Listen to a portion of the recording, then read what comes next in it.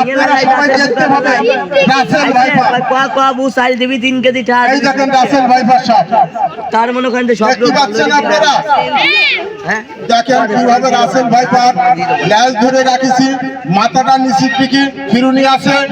এই সাপ যখন ছাড়ি দেব, আমার কাছে গাছ আছে বলে সাপ নরম আছে, গাছ ছাড়া সাপ ছাড়ি দেব, ব্রেক ছাড়া দৌড় দেবে, কামড় দেবে, বালিশ ছাড়া শুই পড়বে, তার নাম রাসেল ভাইপার।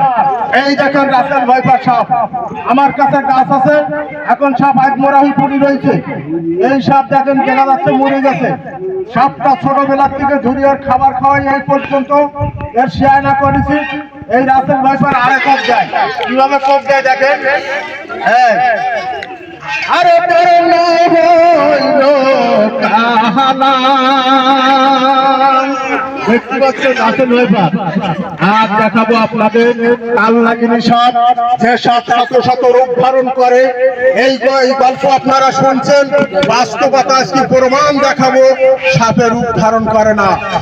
এই সাপ আমার কাছে আছে, কাল নাগিনী সাপ, দেখতে পাবেন আপনারা কিভাবে সাপ আর বেজি এরপরে লড়াই করবে।